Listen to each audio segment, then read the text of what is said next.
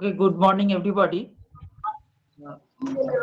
Good morning, sir. Good morning, sir. Good morning, sir. Good morning, Good sir. morning, sir. Good morning, sir. My request to everyone, please switch off your microphone. If anyone has any problem, if you have any question, only he or she must put on your microphone on and ask me or tell anything. কিন্তু এরভাবে যদি সবাই মাইক্রোফোনকে on রাখো তাহলে কিন্তু মানে ক্লাসটা disturbed হবে, মানে কথা অন্যেরা শুনতে পাবে না আমার। এটা তোমরা জানো নিশ্চয়ই যে একাধিক লোক একসঙ্গে যদি মাইক্রোফোন অন রাখে তাহলে অন্যেরা আমি যা বলবো শুনতে পাবে। সুতরাং যে যা বলবে মাইক্রোফোনটা অন করে বলে সঙ্গে সঙ্গে মাইক্রোফোনটা আবার অফ করে দেবে। যাই হোক, তোমাদের কলেজে ক্লাস হওয়ার কথা ছিল, কিন্তু গভর্নমেন্ট অফ ওয়েস্ট বেঙ্গলের অ্যাডভাইস অনুযায়ী এটা অনলাইন ক্লাস এখন চালু করতে বলেছে। সেই জন্য তোমাদের অনলাইন ক্লাস শুরু হয়েছে। জানি না কতদিন এটা চলবে। মানে মাই এক্সপেকটেশন হয়তো এটা জুনটা চলতে পারে, জুলাই থেকে হয়তো কলেজে ক্লাস হবে। তবে এইটুকু তোমাদের আমি বলে রাখি, তোমরা কিন্তু সেমিস্টার 2 ভেবো না সেমিস্টার 1 এর মতো অতদিন সময় পাবে। 2 থেকে 2.5 মাসের মধ্যে কিন্তু তোমাদের পরীক্ষা হবে সেমিস্টার 2। সুতরাং তোমরা প্রিপেয়ার থাকো জুলাইয়ে শেষে বা অগাস্টের প্রথমে সেমিস্টার 2 দেওয়ার জন্য, ফাইনাল পরীক্ষা। আর আমার পেপারটা হয়তো তোমার জুলাইতে হয়ে যেতে পারে। সুতরাং এত কম পিরিয়ড টাইমের মধ্যে কখনোই সিলেবাস কমপ্লিট করা সম্ভব হবে না, ইম্পসিবল। যদি নেক্সট মান্থে জুলাইয়ের শেষের দিকে তোমাদের এই ইকোনমিক্স পরীক্ষা হয়, ম্যাক্রো ইকোনমিক্স পরীক্ষা, তাহলে টোটালি ইম্পসিবল। সুতরাং তোমরা সে মতোই কিন্তু পড়াশোনা করে দিও, শুরু করো। সেমিস্টার 1 এর মধ্যে তোমরা টাইম পাবে, একেবারেই টাইম পাবে না, এখানে টাইম দেওয়াই হবে না। সালা হুমকি দিচ্ছে, অনলাইনে বসে বসে হুমকি দিচ্ছে। আমরা সেই বদমাইশ যেরকম যেহেতু এটা ফার্স্ট ক্লাস, একবার বলে নি, সেমিস্টার 1 এ আমার পেপার যেমন মাইক্রো ইকোনমিক্স ছিল আইডিসি পেপার, এটাও ঠিক তাই। 4 ইয়ার যারা তারা এটা ফেস করবে আইডিসি পেপার হিসেবে, আর যারা 3 ইয়ার তারা এটা ফেস করবে এমডিসি পেপার হিসেবে। সিলেবাস কিন্তু কোয়েশ্চেন আলাদা, ডিফারেন্ট টাইম বা ডিফারেন্ট ডেতে পরীক্ষা হবে। ওকে, আচ্ছা।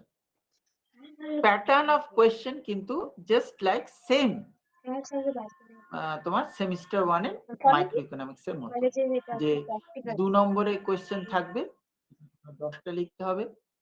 তোমাদের তোমার 5 নম্বরের প্রশ্ন যেটা তোমার 4টে লিখতে হবে, আর একটা 10 নম্বরে আনসার লিখতে হবে। ওকে, আমি শুরুতেই বলে রাখি, তোমাদের কোয়েশ্চেন দিয়ে দেওয়া সত্ত্বেও, আমি রিপিটেডলি তোমাদের বলা সত্ত্বেও, তোমরা কিন্তু মাইক্রো ইকোনমিক্স সেভাবে তৈরি করোনি। খাতায় অসংখ্য ভুলে ভরা, পরীক্ষা দিলে কিন্তু ফেল করে গেছো। Semester 2 macroeconomics microeconomics এর থেকে কিন্তু শক্ত পেপার, শুরুতেই বলে মাইক্রো ইকোনমিক্স এর থেকে শক্ত পেপার। সুতরাং এখানে যদি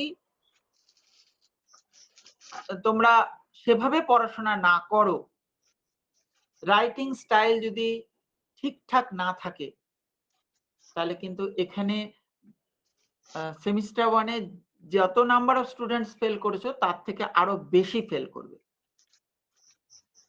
তোমাকে এই পেপারটা আবার আসছেবার দিতে হবে। আর দেনা কখনো রাখতে নেই, দেনা রাখলে কিন্তু সমস্যা। তুমি হয়তো ভাবছো কি আছে আমি পরের বার দিয়ে নেবো, কিন্তু এরকমও দেখা গেছে যে আগের বছর ফেল করেছে, পরের বার যখন পরীক্ষা দিচ্ছে সেবারও ফেল করছে। সুতরাং সবসময় কারেন্ট ইয়ারে একটা এতে টার্মসে পাস করে যাওয়ার চেষ্টা করো, অ্যাডভান্টেজ বেশি। তোমরা একদম মাইক্রো ইকোনমিক্স পড়াশোনা করোনি, ম্যাক্সিমাম স্টুডেন্টস খাতায় ভুলে ভরা উল্টো পাল্টা লেখা।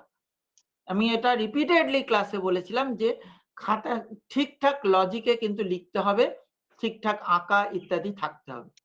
এবং তোমাদের যা আমি কোয়েশ্চেন গুলো দিয়েছিলাম সেগুলো আমি তোমাদের ক্লাসে ডিসকাস করে দেওয়া, পড়ানো, বোর্ড ওয়ার্ক করা, সমস্ত কিছু।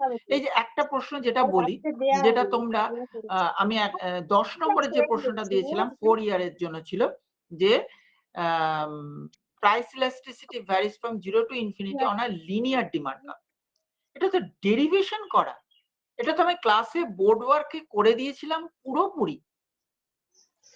সেটা বলেছিলাম এটা যদি আসে এইভাবে লিখতে হবে, তারপরে ডিফারেন্ট কেসেস আলোচনা করে 0 to infinity দেখানো এবং লাস্টে কনক্লুশনস দিতে হবে। এই আনসারটা হাতে গোনা কয়েকজন মাত্র দিয়েছে। আর যেটা করেছো, আমি তোমাদের ক্লাসে যে infinitely inelastic, perfectly elastic, relatively elastic, unit elastic, এগুলো একটা ডেফিনেশন পড়িয়েছি। এটা তো চাওয়া হয়নি এই প্রশ্নের উত্তরে। তোমরা মানে 90% স্টুডেন্ট এই আনসারটা লিখে রেখে দিয়েছো, তাহলে কি হলো? 0, পুরো ভুল আনসার।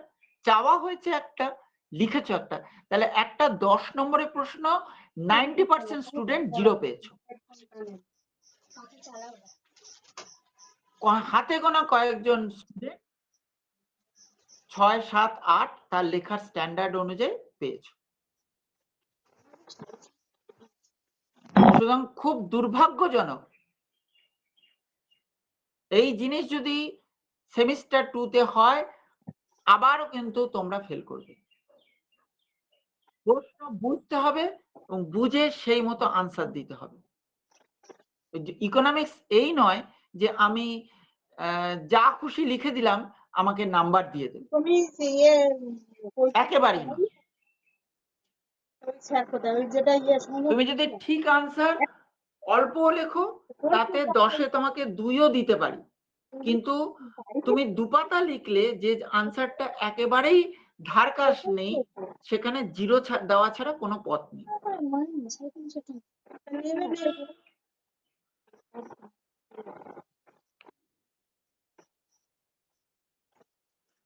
ওকে, ম্যাক্রো ইকোনমিক্স শুরু করছি। আর তোমরা যে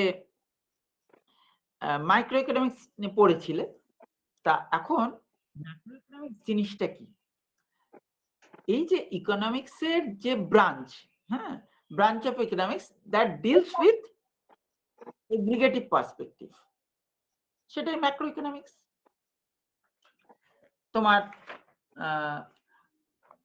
মাইক্রো ইকোনমিক্সে কি হয়েছিল? কোন একজন ইন্ডিভিজুয়ালের উপর আমরা বক্তব্য রেখেছি, কিন্তু এখানে কি হচ্ছে যে আমরা গ্রুপ অর ইউনিটস এর উপর আমরা ডেসক্রিপটিভ, মানে অ্যাজ আ হোল বলতে পারো যে macroeconomics deals not with individual quantities as such, what we have done in microeconomics, but it is aggregates just like national income, price levels, etc. এইসবের উপর আমরা এগ্রিগেটস এর উপর discuss করছি।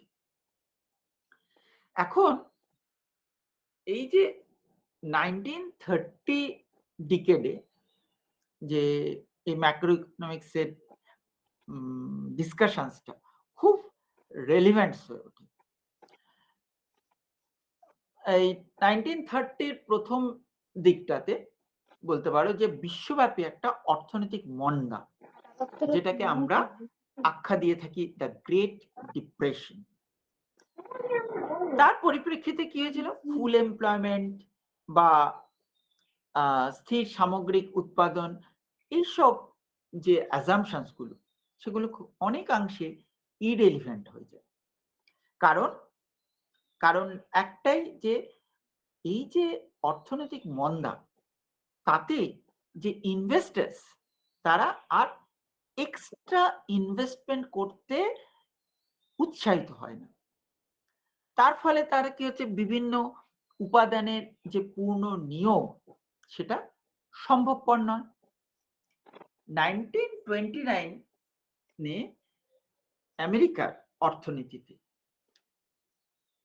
Unemployment rate ছিল কত? মাত্র 3.2%, যেটা 5 বছর মধ্যে বলতে পারো 1933 এরকম এটা বেড়ে দাঁড়ায়, এই আনএমপ্লয়মেন্ট রেট ইন ইউএসএ সেটা বেড়ে দাঁড়ায় 24.9। ঠিক এই একই সময় বলতে পারো 1929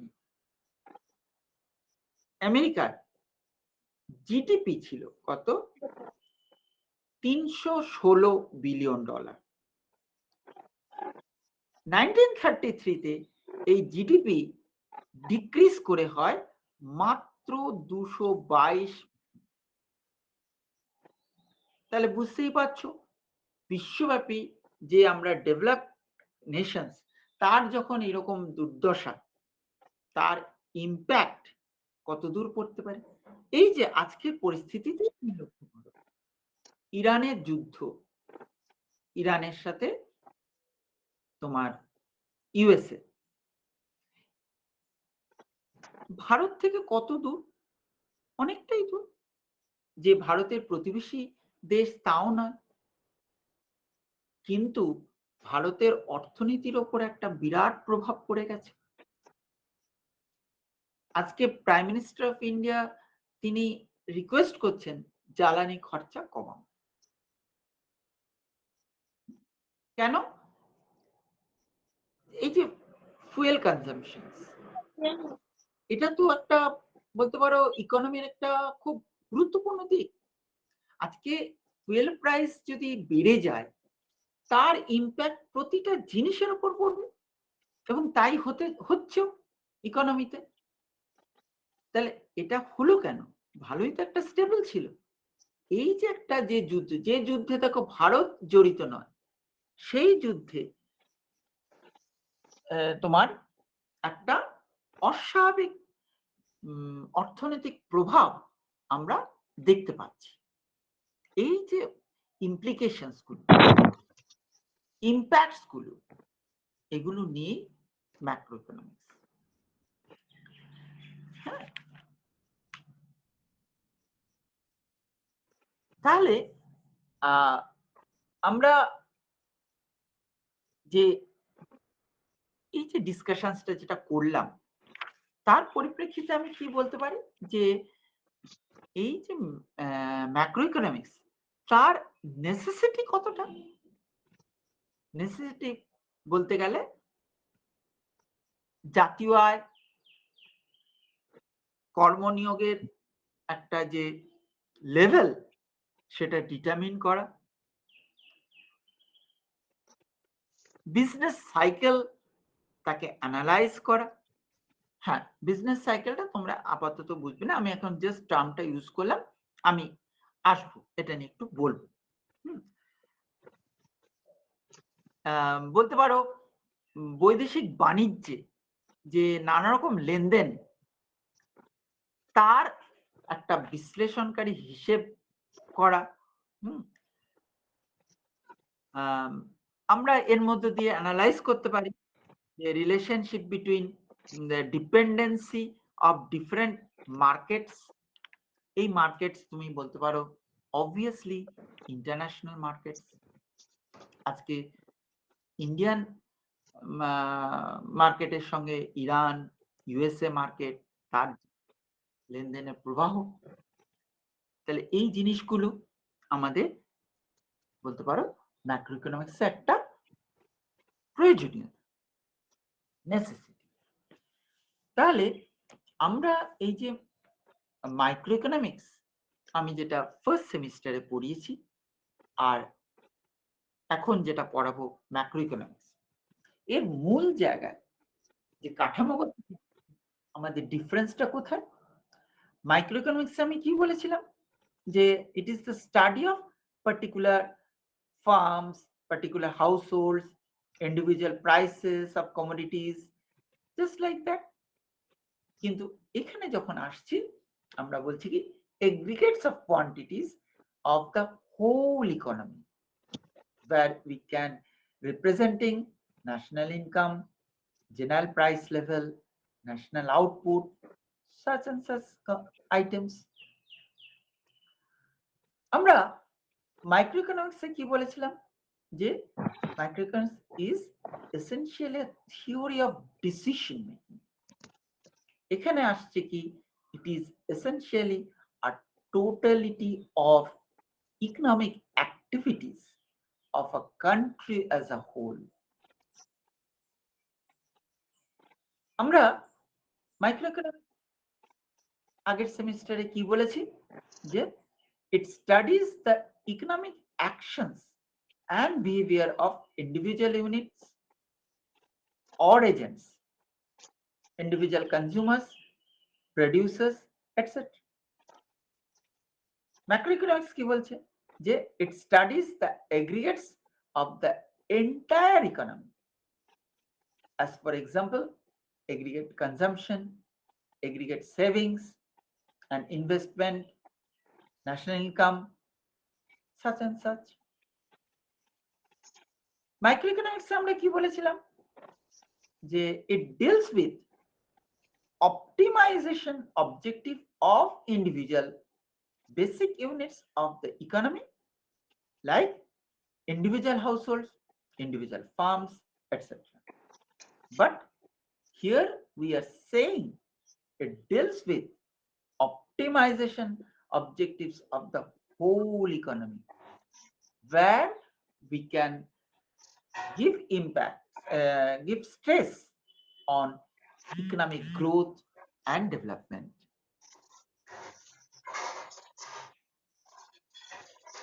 আমরা এই যে মাইক্রোইকোনমিক্স আর ম্যাক্রোইকোনমিক্সের যে ডিস্টিংশনটা দেখলাম, তাতে আমরা কি বলতে পারছি যে মাইক্রোইকোনমিক্স বলেছিল কি যে এই যে স্টাডিটা মাইক্রোইকোনমিক্স যে স্টাডি, হ্যাঁ, সেটা optimum allocation of factor resources কি করবে to fulfil optimisation goals, what like maximization of satisfaction, maximization of profit, এসব। কিন্তু আমরা এখানে যে এই স্টাডিটা আমার অপটিমাম অ্যালোকেশন কার করবে, অফ ফ্যাক্টর রিসোর্সেস, কিসের জন্য, to reach the optimization goal of social welfare. Okay, তাহলে আমরা মাইক্রো ইকোনমিক্স আর ম্যাক্রো ইকোনমিক্সের একটা পার্থক্য জানলাম। এটা কিন্তু তোমরা ভালো করে জানবে, কারণ এই পেপারে distinction between microeconomics macroeconomics কিন্তু আসে। ওকে,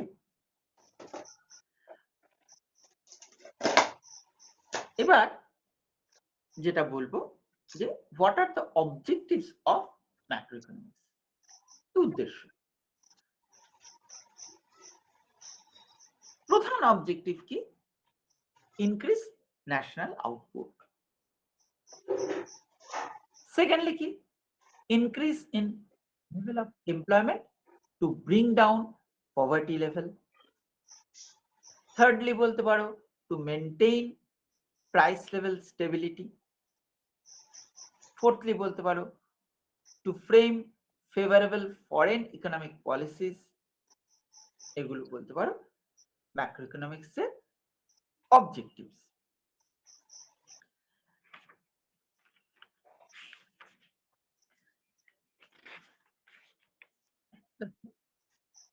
ম্যাক্রো ইকোনমিক্স এর স্কোপ কি? ম্যাক্রো ইকোনমিক্স স্কোপ হচ্ছে যে determination of national income. Obviously এর সঙ্গে আমরা এমপ্লয়মেন্টটাকেও ডিটারমিন করি। Secondly general price level and inflation, যে প্রাইস লেভেল ডিটারমিনেশন করা, তার সাথে তোমার ইনফ্লেশন কতটা হচ্ছে সেটা দেখা। Thirdly cyclical ফ্লাকচুয়েশনস, trade cycle, business cycle সম্বন্ধে জ্ঞান লাভ করা। ফোর্থলি বলতে পারো যে ইকোনমিক গ্রোথ কতটা সেটা ডিটারমিন করা। আর সর্বোপরি যেটা বলা যায় যে বিওপি, ব্যালেন্স অফ পেমেন্ট বা এক্সচেঞ্জ রেটের অবস্থা, সিচুয়েশন ডিটারমিনেশন করা। তাহলে এই যে স্কোপ, আমরা যে পরিধি যেটা পেলাম, তাহলে সেখান থেকে what are the significance of macroeconomics? Firstly, understanding the working of the economy. Secondly, understanding business cycle. Thirdly, understanding economic growth. Fourthly, bolte paro understanding economic policies. Fifthly, bolte paro individual decision making. Finally, তুমি বলতে পারো business decision. এগুলো সবই তোমার significance. Sir সিগনিফিকেন্সটা আরেকবার বলবে? হ্যাঁ, significance হচ্ছে তোমার এই যে আমরা তো ন্যাশনাল ইনকাম এগুলো সম্বন্ধে তো শুনলাম, তাহলে এই যে ন্যাশনাল ইনকাম তুমি এগুলো আজকে বা নেক্সট ক্লাস তোমরা বলতে পারো যে খুবই এলিমেন্টারি ক্লাস। এই যে ফার্স্ট চ্যাপ্টার যেটা পড়ানো হচ্ছে, আমরা পুরো সিলেবাসটার মধ্যে যেটা পড়বো তার একটা নাটশেল ডিসকাশন, এটাই তোমার ফার্স্ট চ্যাপ্টারে আছে। এবং ফার্স্ট চ্যাপ্টার থেকে কোয়েশ্চেন থাকবে 2 নম্বর, এখানে কোনো বড় প্রশ্ন আসবে না, বুঝতে পারলে? কিন্তু এর উপর পরবর্তী চ্যাপ্টার্স গুলো দাঁড়িয়ে আছে। সুতরাং আমরা ন্যাশনাল ইনকাম এগুলো ডিটেলসে সেকেন্ড চ্যাপ্টারে পড়বো। সেখান থেকে কিন্তু বড় প্রশ্ন থাকবে। 5 নম্বরেও থাকতে পারে, 10 নম্বরেও থাকতে পারে, ইভেন নিউমেরিক্যালস প্রবলেমস করতেও দেওয়া হতে পারে। আচ্ছা, বলছি তোমার আছে কিছু করতে হবে? বলছি না না করে নিয়েছি, ডাকছিল না করেছিলাম, করে নিয়েছি। আচ্ছা, তাহলে সেখানে যে ইম্পর্টেন্স বা সিগনিফিকেন্স, ফার্স্টলি আমি যেটা বলছি যে understanding the working of the economy.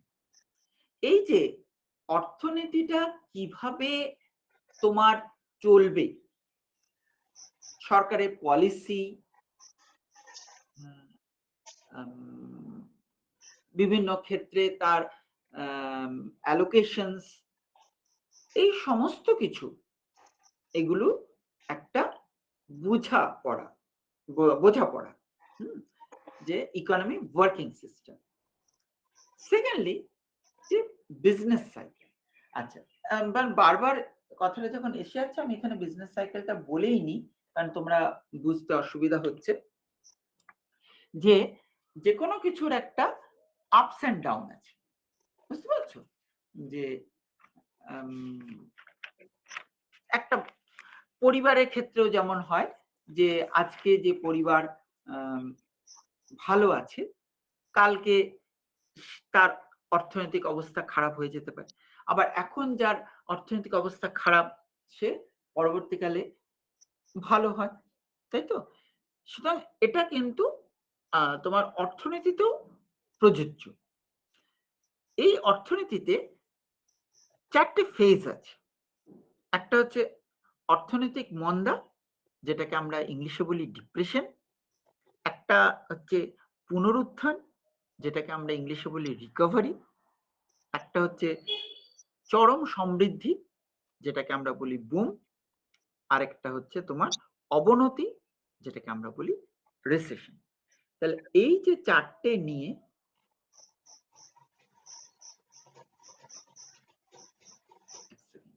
কালিটা শুকিয়ে গেছে।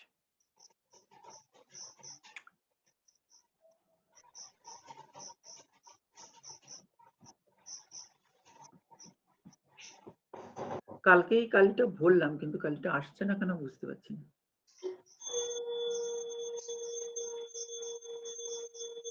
এই দিস ইজ ওয়ান সাইকেল।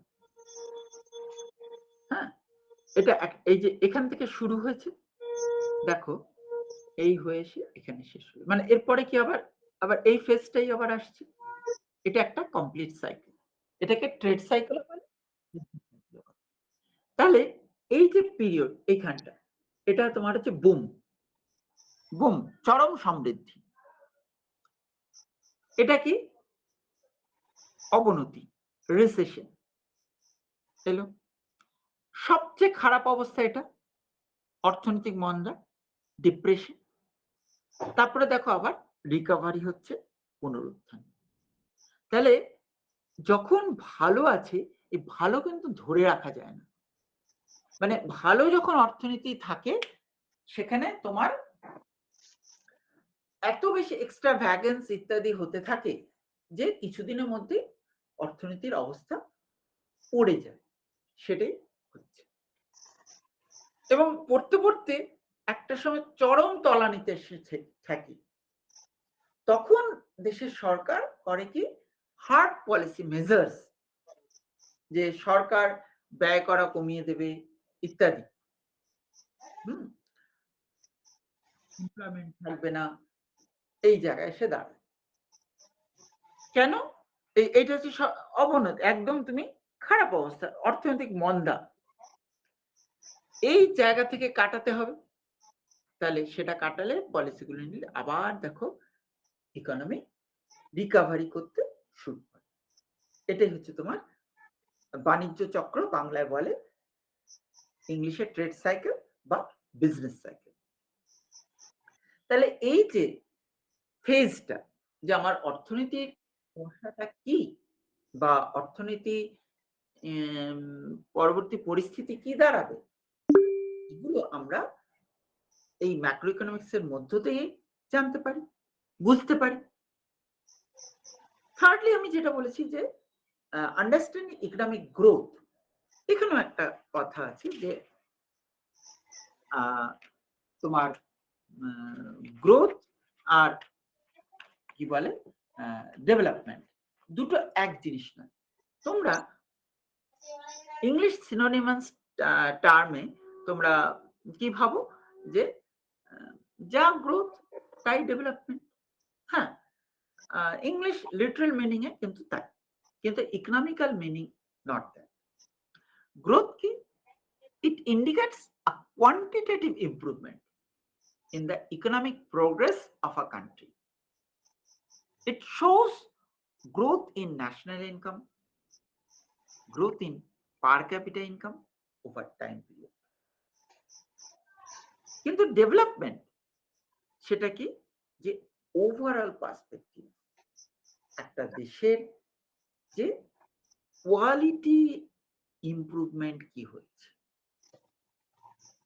তুমি একটা পার্টিকুলার সেক্টরকে গ্রোথ বলো, কিন্তু overall economic progress stands for development. আমরা ডেভেলপমেন্টের মধ্যে mortality rate, child death rate, literacy rate, unemployment rate, inflationary rate, এগুলোকে ইনকর্পোরেট করি। মানে এগুলো সব যদি ঠিকঠাক থাকে, দেশের লোকের স্ট্যান্ডার্ড অফ লিভিং বা কোয়ালিটি লাইফ বেটার।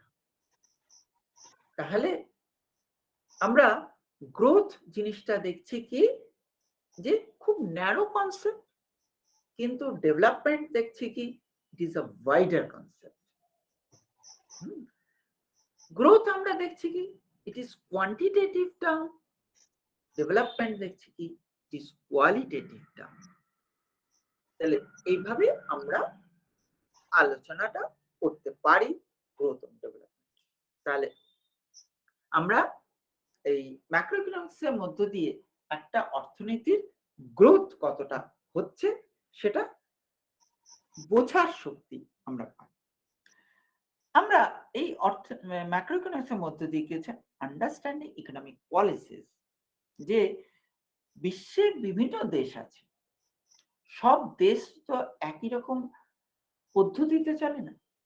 ভারতের যে কোনো ক্ষেত্রে পলিসি একরকম, ইউএস এর পলিসি একরকম, আবার দেখো পাকিস্তানের পলিসি একরকম।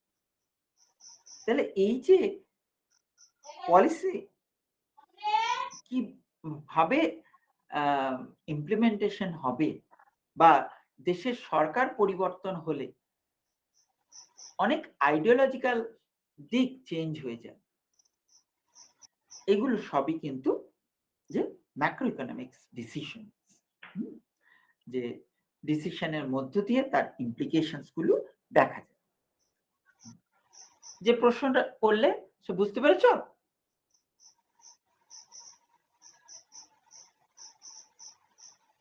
হ্যাঁ স্যার, বুঝতে পেরেছি। আর কারো কোনো কোয়েশ্চেন আছে?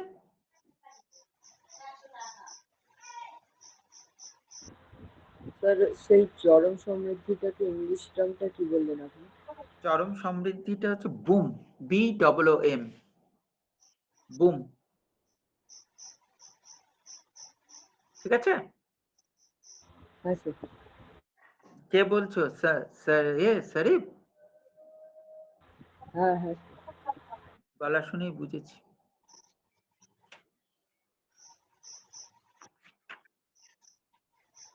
আচ্ছা,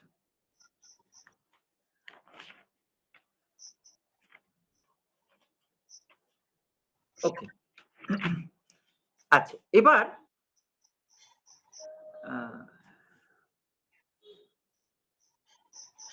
কতগুলো কনসেপ্ট বলবো। কনসেপ্ট মানে মানে ওই যে বললাম যে তোমাদের ফার্স্ট চ্যাপ্টারে কিছু কনসেপ্ট এখানে দেওয়া আছে, এই কনসেপ্ট গুলো জানতে হবে, কারণ এই কনসেপ্ট গুলো নিয়েই পরবর্তী চ্যাপ্টার্স গুলোতে বিভিন্ন জায়গায় অ্যাপ্লিকেশন হবে। তো তুমি যদি এই কনসেপ্ট গুলো না জানো সেটা বুঝতে পারবে না, এটা ওই জন্য ফার্স্ট চ্যাপ্টারে এগুলো পড়ানো হয়। ফার্স্ট যে প্রশ্ন, এটা হচ্ছে কনসেপ্ট, খুব important concept, stock and flow concept. Stock and flow concept. দেখো, স্টক অ্যান্ড ফ্লো তুমি কিরকম ভাব, তোমার বাড়ির, এগুলো কিন্তু খাতায় লিখবে না। আমি যেন আমি এই এখন যেটা বলছি এটা যদি কারো খাতায় লেখা দেখেছি না, একদম জিরো দেবো। মানে তোমার জিনিসটা বুঝবার জন্য আমি একটা এক্সাম্পল আকারে দিচ্ছি। এসব কথা উল্টোপাল্টা কথা লিখবে না, এগুলো বোঝার জন্য। বাড়ির ছাদে ট্যাঙ্ক আছে, সেখানে কি আছে? জল আছে। তো জলটা সেখানে কি আছে? স্টক আকারে জমা আছে। আজকে সেই ট্যাঙ্কের সাথে যদি বাড়িতে সর্বত্র টয়লেট, কিচেন, সর্বত্র জায়গায় যদি তুমি পাইপলাইনে যোগসাজশ না করো, তাহলে তোমার জলের ব্যবহারটা হবে না, তুমি করতে পারবে না। তাহলে এটা কিভাবে আসছে? থ্রু পাইপলাইন ফ্লো, তাই তো? ঠিক সেরকমই ইকোনমিক্সেও কিন্তু stock and flow concept like that. আজকে স্টক কনসেপ্ট কাকে বলছি? Stock concept is measured at specific point of time. একটা স্পেসিফিক পয়েন্ট অফ টাইমে আমরা সেটা মেজার করছি।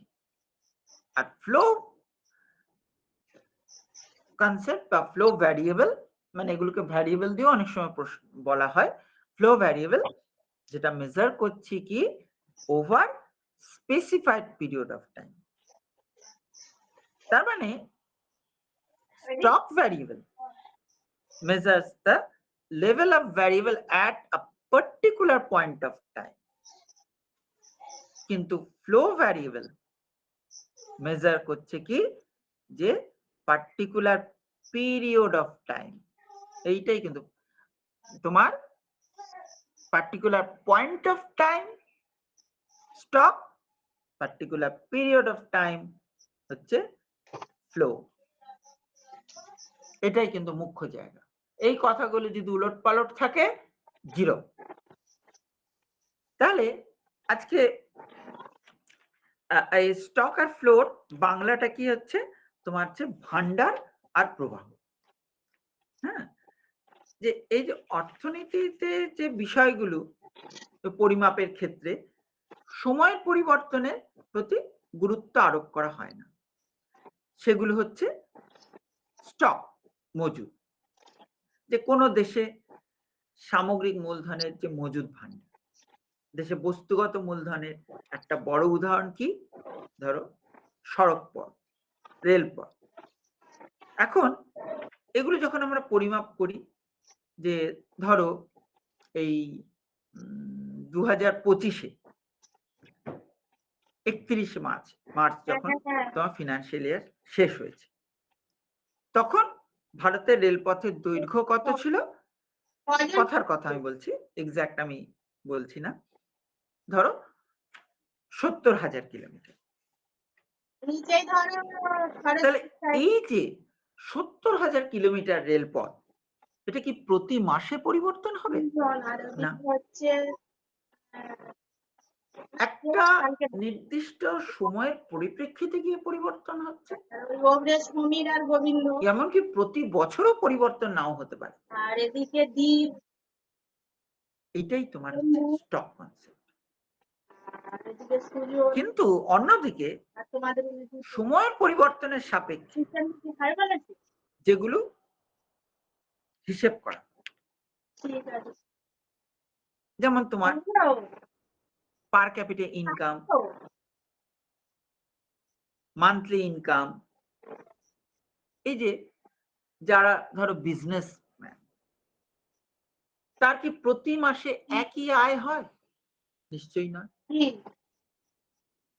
যে ধরো গার্মেন্টস এর বিজনেস করে, পুজোর টাইমে প্রচুর টাকার পোশাক বিক্রি হয়, সেই সময় তার যা ইনকাম হয়, এই যে এই সময় এখন তুমি যদি সে কোনো গার্মেন্টস এর দোকানে যাও, তার মানে 10 ভাগের 1 ভাগও ইনকাম হবে কিনা সন্দেহ। তাহলে এই যে বিভিন্ন সময় তার পরিবর্তন হচ্ছে, এটাকে বলা হচ্ছে ফ্লো কনসেপ্ট। ঠিক আছে? আচ্ছা, নেক্সট আসছি ইকুইলিব্রিয়াম এন্ড ডিসইকুইলিব্রিয়াম। ইকুইলিব্রিয়াম কাকে বলছি? যে state of balance between two opposite forces or actions, সেটাই তোমার ইকুইলিব্রিয়াম। এই যে আমরা মাইক্রো ইকোনমিক্সে পড়েছিলাম যে ডিমান্ড কার্ভ, সাপ্লাই কার্ভ পড়েছিলাম তো। ডিমান্ড কার্ভ কিরকম কি বলেছে? ডিমান্ড এবং সাপ্লাই দুটোই কিসের কোঅর্ডিনেটস ছিল? প্রাইস এন্ড কোয়ান্টিটি, তাই তো? এখন ডিমান্ড কার্ভ কি বলেছিল? যে প্রাইস আর কোয়ান্টিটির নেগেটিভ রিলেশনশিপ, সেই জন্য ডাউনওয়ার্ড স্লোপিং ছিল। আর সাপ্লাই কে বলেছিল প্রাইস আর কোয়ান্টিটির পজিটিভ রিলেশনশিপ, সেই জন্য আপওয়ার্ড ডিরেকশন। এখন এই যে নেগেটিভিটি আর পজিটিভিটি কোথায় দেখো ইন্টারসেক্ট করলো? এখানে তাহলে এখানে দুটো অপোজিট ফোর্স, নেগেটিভ এবং পজিটিভ, যে ব্যালেন্স করছে, this point is equilibrium point. Okay, so this is equilibrium. আমরা এখান থেকে ইকুইলিব্রিয়াম প্রাইস আর কোয়ান্টিটি মেজার করেছিলাম। কিন্তু এটার বাইরে যে জায়গায় দেখো, এখানে এতটা ডিমান্ড, এতটা সাপ্লাই, এক্সেস সাপ্লাই, আবার এখানে কি ছিল, এক্সেস ডিমান্ড। তাহলে এই জায়গার, এইটার বাইরে যে কোনো জায়গায় যেখানে আমার কোন একটা ফোর্সের ব্যাপার বেশি আছে, আরেকটা কম আছে, তাহলে সেই জায়গাগুলিকে আমরা কি বলছি, ডিসইকুইলিব্রিয়াম। বুঝতে পারছো? স্যার শুনতে পেলাম না ব্যাপারটা। হ্যাঁ, কোনটা? এই যে এক্ষুনি এই যে ব্যাপারটা বলছি। আমরা ইকুইলিব্রিয়ামে কি বললাম, যে two opposite forces balances each other, তাই তো? তাহলে এটা নেগেটিভ ফোর্স, এটা পজিটিভ ফোর্স, হ্যাঁ, সে এই পয়েন্টে কি করেছে, একে অপরের সাথে ব্যালেন্স করেছে। So this is the equilibrium point. কিন্তু এই জায়গায় দেখো, ডিমান্ড কম, সাপ্লাই বেশি, তার মানে এক্সেস সাপ্লাই। এই জায়গায় দেখো, সাপ্লাই কম, ডিমান্ড বেশি, এক্সেস ডিমান্ড। তাহলে এই পয়েন্ট ছাড়া অন্য জায়গায় আমরা কি দেখতে পাচ্ছি, যেখানে কেউ একজন বেশি, আরেকজন কম। তাহলে এখানে two opposite forces balances each other হচ্ছে না, তাই তো? That point is disequilibrium. Clear? হ্যাঁ বুঝলাম। আচ্ছা, নেক্সট আসছি যে পার্শিয়াল এন্ড জেনারেল ইকুইলিব্রিয়াম, যে আংশিক ভারসাম্য এবং সাধারণ ভারসাম্য। পার্শিয়াল ইকুইলিব্রিয়াম কি, যে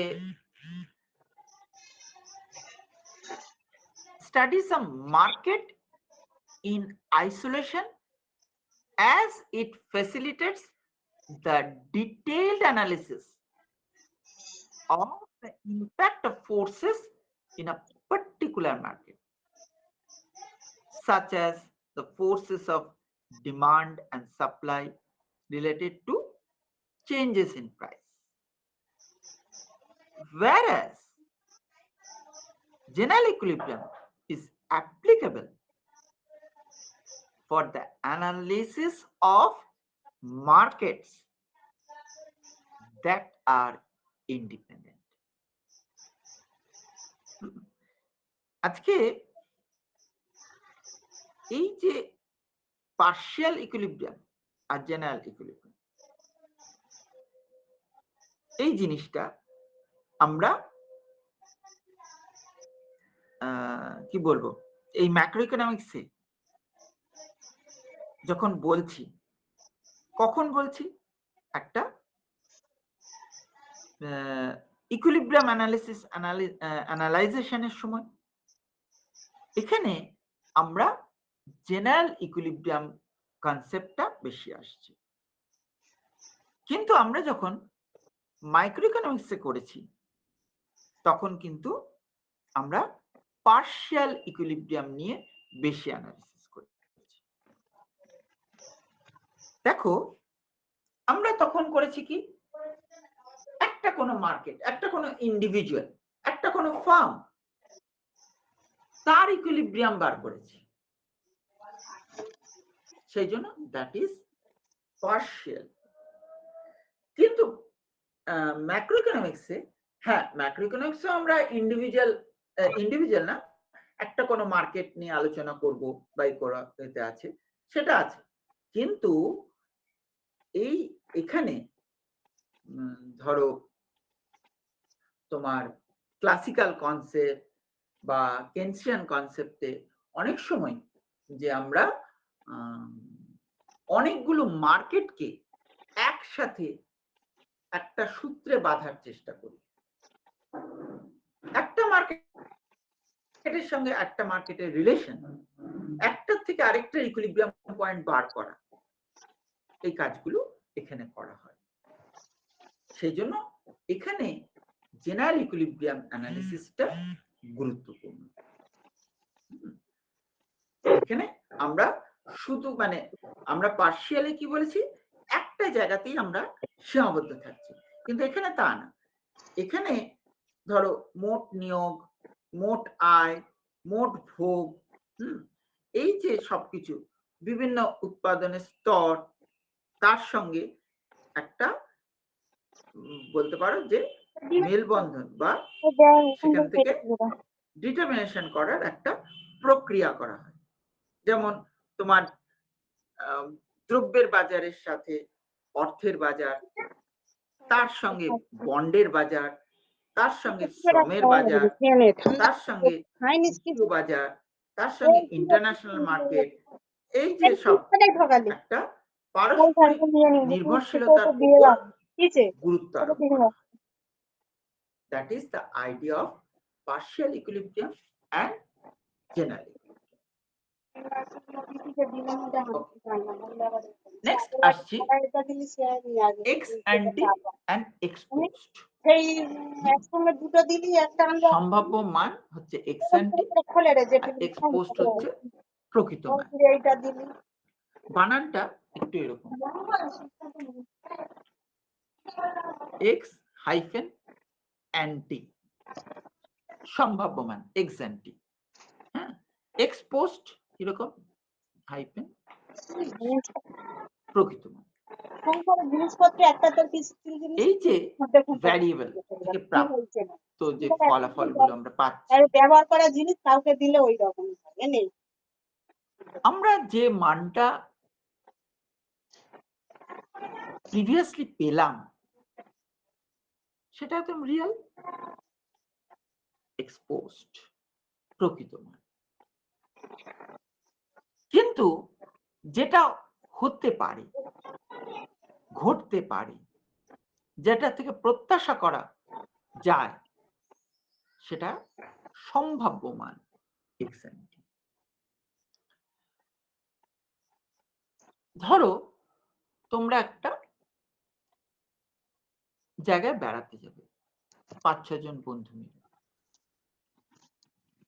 তা কত করে পার হেড পড়বে সেটা কি করছো, বসে একটা হিসেব করছো। ট্রেনের টিকিটের দাম এত, রাস্তায় ট্রান্সপোর্ট ফেয়ার এত লাগতে পারে, খাওয়া খরচা এত, যে হোটেলে থাকবো তার ভাড়া এত, আরো মিসলেনিয়াস চার্জেস বলে তোমরা সব করে দেখলে যে এত টাকা মোট খরচা হবে। এবার তাকে যতজন যাবে, 5 জন যাবে, 5 দিয়ে ভাগ করে দেখলে যে আমাদের তাহলে পার হেড এরকম পড়বে। এটা কি তোমার সম্ভাব্য মান ex ante। কিন্তু ঘুরে আসার পর যদি আবার হিসেব করতে বসো, তখন তো তুমি কত পড়তে পারে তা না, তখন তো কোন দিন কোন হোটেলে কত টাকার খেয়েছো এক্স্যাক্টলি হিসেবটা করবে। তাহলে এই কদিনে তোমাদের মোট খরচ কত হয়েছে সেটা একদম প্রকৃত মান, ঠিক আছে। তাহলে যেটা নিয়ে আমরা প্রত্যাশা করি সেটা হচ্ছে ex ante, আর যেটা প্রকৃতভাবে ঘটে সেটা হচ্ছে exposed।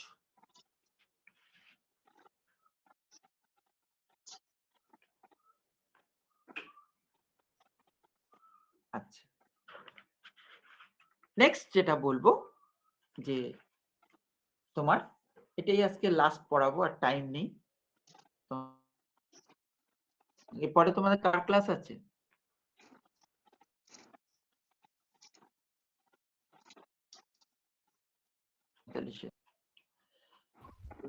আর নেই স্যার ক্লাস। হ্যাঁ নেই, মেসেজ আসেনি গ্রুপে। ডিকে স্যার যেন বলছিল আমাকে, কি জানি ভুল শুনলাম নাকি কে জানি। গ্রুপে কোনো মেসেজটাই আসেনি। ও গ্রুপে মেসেজ দেয়নি? আচ্ছা তাহলে না। আচ্ছা, তোমাদের যে রুটিনে হচ্ছে তোমার দের সঙ্গে আমার ক্লাস আজকের দিনে থাকবে, আর হচ্ছে অন্য একদিন থাকবে, কিন্তু যেদিন আমাদের কলেজ যেতে হবে সেদিনকে কিন্তু আমরা ক্লাসটা নিতে পারবো না, কলেজে অনেক কাজ আছে এতে। ওই জন্য আমি জানিয়ে দেবো কোন দিন কিভাবে ক্লাস নেব, কি করব। আর মেবি হয়তো ফ্রাইডে আমি কলেজ যেতে পারি, মেবি, যদি কারো কোনো পার্সোনালি কিছু দরকার থাকে, জিনিস জানতে থাকে, কলেজে 9টার সময় সে দেখা করতে হবে। তবে একটু জেনে নিও পারফেক্টলি যাচ্ছে কিনা। হ্যাঁ, মেবি আমাদের কিছু কাজ আছে, হয়তো ফ্রাইডে যাওয়ার কথা আছে। যদি কারো কোনো ইকোনমিক্স এর ব্যাপারে বুঝতে অসুবিধা বা কিছু হয়ে যায়, আমার সঙ্গে কলেজে কন্ট্যাক্ট করো, কারণ ইকোনমিক্স জিনিসটা অনলাইন পড়ানো খুব মুশকিল। এগুলো হচ্ছে বলতে পারো কন্ট্যাক্ট রিলেটেড সাবজেক্ট। আচ্ছা, ইনজেকশন অ্যান্ড লিকেজ। ইনজেকশনের বাংলাটা হচ্ছে অনুপ্রবেশ, লিকেজ হচ্ছে বহির্গমন। Injection key is a variable or factor which exerts an expansionary effect on national income or output. যে এমন কতগুলো ভ্যারিয়েবল আছে যেগুলো আমাদের ন্যাশনাল ইনকামের বৃদ্ধি ঘটায়, তাকে আমরা বলি ইনজেকশন বা অনুপ্রবেশ। তার মধ্যে কি পড়ে?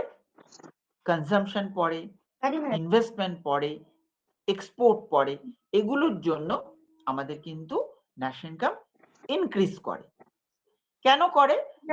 এই আমি নেক্সট চ্যাপ্টারেই পড়াবো, দেখতে পাবে, ডেরিভেশনস করব, দেখতে পাবে। এখন এইটুকুই জেনে রাখো। 45 দিন না হলে জাস্ট বুক করা যাবে না। নেক্সট হচ্ছে লিকেজ, যেটা তাও কত বেশি any variable which causes national income to fall, সরকার আমি কি করি? সেটা হচ্ছে লিকেজ। যে এমন কতগুলো ভ্যারিয়েবল আছে যেগুলো আমাদের ন্যাশনাল ইনকামকে ডিক্রিজ করে, তাকে বলে বহির্গমন। এর মধ্যে কি? Savings, tax, imports, etcetera. কলকাতায় যাচ্ছি। Any question? কারো কোথাও প্রশ্ন আছে? তাহলে ফার্স্ট আজকে থেকে একটু বোঝাবেন প্লিজ, আর স্পেলিংটা একটু যদি লিখে দেন। কোনটা কোনটা? কি বলছিস? ফার্স্ট এরটা স্যার, লিকেজের আগে। লিকেজের আগে ইনজেকশন। আচ্ছা, ওই ঠিক আছে, আমি দুটো বানানে লিখে দিচ্ছি।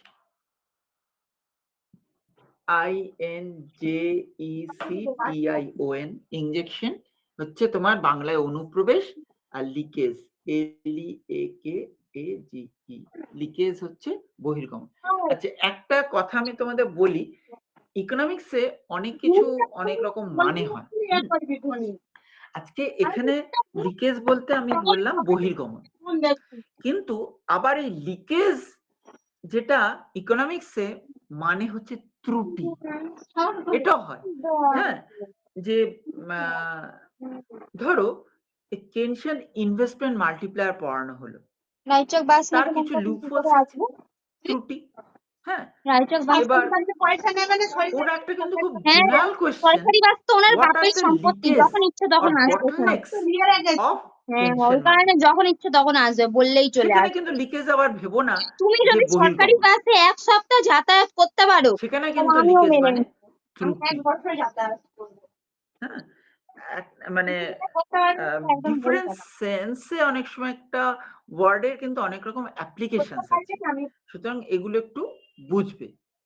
এখানে কিন্তু আমি যেটা বললাম, ইনজেকশন হচ্ছে তোমার যে ভ্যারিয়েবল গুলো ন্যাশনাল ইনকামকে বাড়িয়ে দিচ্ছে, আর লিকেজ হচ্ছে যে ভ্যারিয়েবল গুলো ন্যাশনাল ইনকাম কমিয়ে দিচ্ছে। বলো, বুঝতে পেরেছো?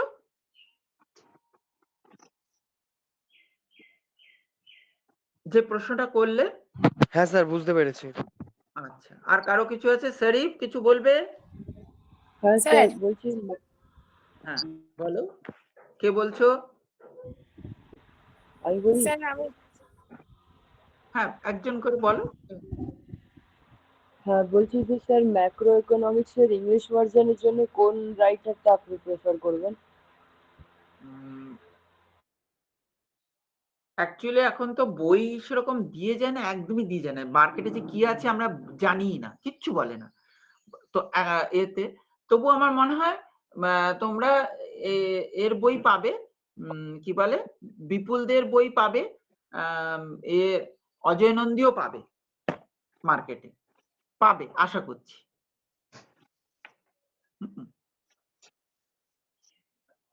এক্সপেক্ট। হ্যাঁ, আর কে বলছিলে? অন্য কে একজন কি বলতে চাচ্ছিল? স্যার বলছি যে অ্যাটেন্ডেন্সের যে ফর্মটা, ওটা আছে সিইউ রোলটা, এই কলেজ রোলটা কি স্যার লাস্ট 3টে ডিজিট লিখবো নাকি পুরোটাই লিখবো? পুরো লিখতে হবে না, এটা লিখো না। দেখো না, যদি ওটা আমার মনে হয়, হ্যাঁ হ্যাঁ, পুরো লাগবে না, তুমি শুধু কলেজ নাম্বারটা দাও, তাহলেই নিয়ে নেবে, অত বড় লেখার জায়গা নেই। ওটা তো ওই ঠিক আছে। ফর্মটা তো আমি বানিয়েছি, নেবে না। স্যার লাস্ট 3টে ডিজিটে লিখে দেবো। হ্যাঁ, শুধু যার যার 4 সে শুধু 4 লিখবে, যার 21 সে 21 লিখবে, যার 231 সে 231 লিখবে, এরকম ভাবে লিখবে, ঠিক আছে? আর ওই জন্য হ্যাঁ 4 ইয়ার 3 ইয়ার করা আছে, আবার হচ্ছে 4 ইয়ার সেকশন এ 4 ইয়ার সেকশন বি, ওইটা দিয়ে তোমাদের মানে সেগমেন্টেশনটা করা হবে আর কি, বুঝতে পারছো? ঠিক আছে, তোমরা একটু টেলিগ্রাম ফলো করবে, যতটা সম্ভব ক্লাস করিয়ে দেওয়ার চেষ্টা করা হচ্ছে আর কি, যেগুলো তোমরা এ করো, কারণ তো কিছু করার নেই, যেরকম পরিস্থিতি। আর তোমরা কিন্তু মানে কলেজের জন্য মুখাপেক্ষী হয়ে বসে থাকবে না, কারণ টাইম মানে বুঝতেই পারছো, আমাদের অন্য কাজের পরিপ্রেক্ষিতে ক্লাস নিয়ে করে সেভাবে তো আর অন্য টাইমে ক্লাস হবে না, সুতরাং আমরা পাবো খুব লিমিটেড টাইম। হ্যাঁ, তোমরা সেজন্য নিজেরাই কিন্তু একদম পড়া শুরু করে দাও ফুল ফ্লেজড, খুব দ্রুত পরীক্ষা হবে second semester. Thank you sir. Okay, have a good day everybody. Thank you sir. Thank you, sir. Thank you sir.